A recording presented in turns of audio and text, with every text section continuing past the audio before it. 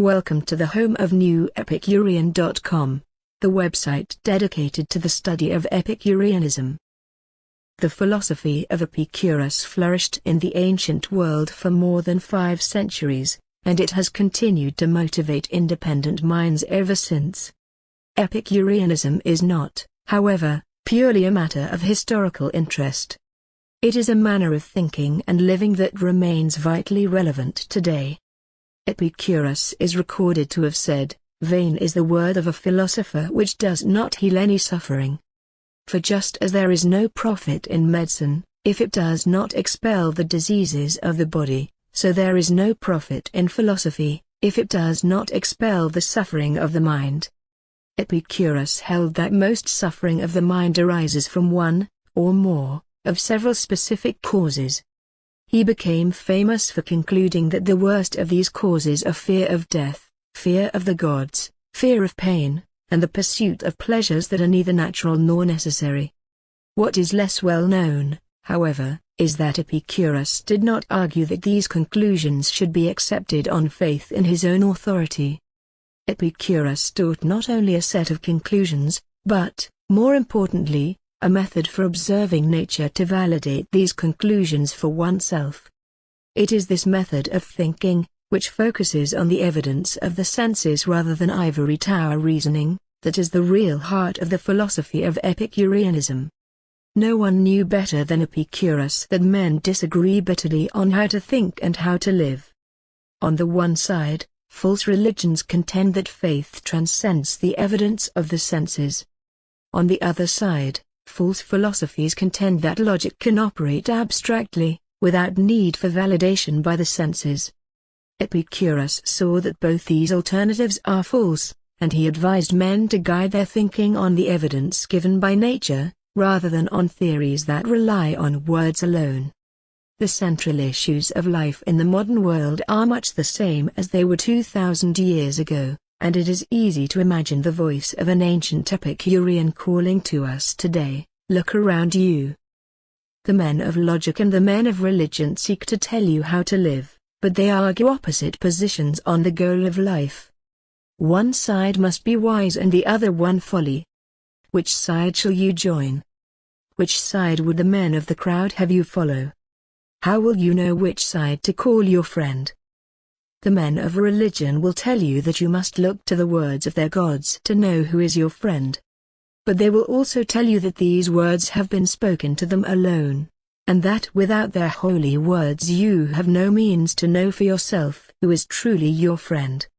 Such men hold all manner of unholy opinions about the gods and about friendship, but they offer you no evidence to support these opinions. No matter how absurd their opinions may appear to you, they argue that you must take them on faith. The men of logic will tell you that you must look to the words of their logical syllogisms to know who is your friend. They will tell you that you must start by defining the word friend, not by reference to the faculties of observation nature gave to you, but by their abstractions which will allow you to define a friend as precisely and mathematically as you can define a circle or a triangle. And yet these same men will tell you that it is not possible to know, in the real world, whether a man you have known all your life is really your friend.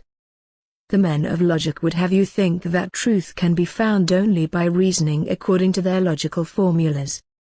They would ask of you, "Do you not see that the word mouse is a syllable, and that because a mouse eats cheese, therefore a syllable eats cheese? Suppose that you cannot see through this dialectical game. What peril hangs over your head as a result of your ignorance? What a scrape you are in! Without doubt, unless you can solve this, someday you will be catching syllables in a mousetrap, or a book may devour your cheese." What childish nonsense! Do the philosophers knit their brows over this sort of problem? Do they let their beards grow long so they can teach this manner of thinking with such serious and sour faces? Would you really know what wisdom offers to humanity? Wisdom offers counsel. Death calls away one man, and poverty sorrows another, a third is worried by comparing his neighbor's wealth to his own. One man is afraid of bad luck, another desires to get away from his own good fortune. Some men are mistreated by other men, some men think they are mistreated by the gods. Why, then, do the false philosophers frame for us word games such as these? The great issues of life are not an occasion for jest. You are retained as counsel for unhappy men, the sick and the needy, and those whose heads are under the poised axe. Where, and why, are you straying? What are you doing by playing games with words? This friend, in whose company you are joking, is in fear. Help him, and take the noose from about his neck. Men are stretching out imploring hands to you on all sides. Men whose lives are ruined, or in danger of ruin, are begging for assistance. Men's hopes, men's resources, depend upon you. Men ask that you deliver them from their restlessness, that you reveal to them, scattered and wandering as they are, the clear light of truth.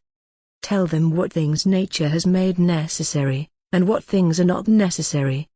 Tell them how simple are the laws that nature has laid down, how pleasant and unimpeded life is for those who follow her laws, but how bitter and perplexed it is for those who place their trust in logic, in opinion, or in false religion, rather than in nature. Would you know what to tell those who come to you for counsel? Do you yourself know how to deal with these issues in your own life? Let Epicurus be your guide in answering these and many other questions. As we think past what our hypothetical Epicurean might say to us, and we turn our attention to the writings of the ancient Epicureans, remember that the philosophy of Epicurus is likely much different from that with which you are familiar. Before you begin your study of the ancient works, you may wish to refer first to an overview from more modern sources. Many books on Epicurus are available today, but one that stands out for clarity of presentation is Norman de Witt's Epicurus and His Philosophy, which is available in libraries throughout the world.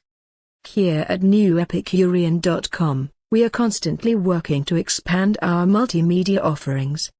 For the present, please consider viewing our most recent audio presentation, Against the Men of the Crowd.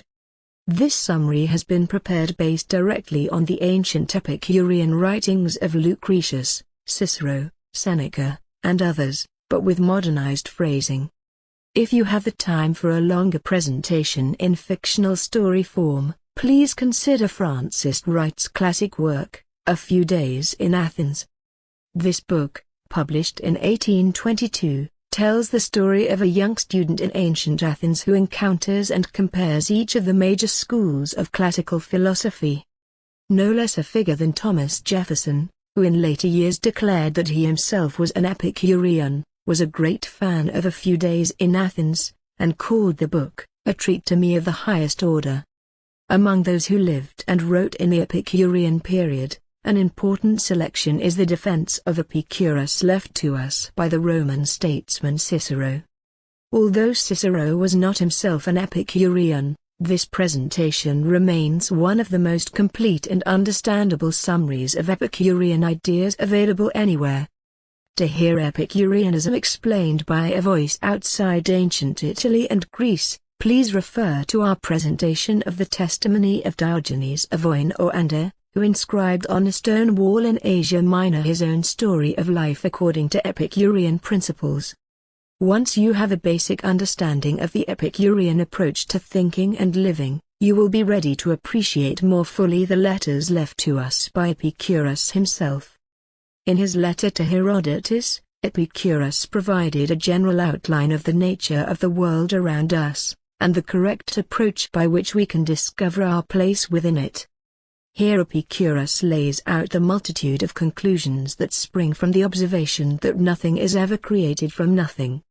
Reasoning properly on the evidence that is available to us about the nature of the indivisible particles that compose all things, Epicurus shows us that we can conclude with confidence that the universe is eternal in time, infinite in space, and populated with a boundless number of life-filled worlds like our own. In his letter to Pythocles, Epicurus looked further into the nature of the stars and to the universe at large. Here he showed that the mysteries we see in the sky have natural explanations which are no cause for fear, and which provide no reason for adopting false views of religion.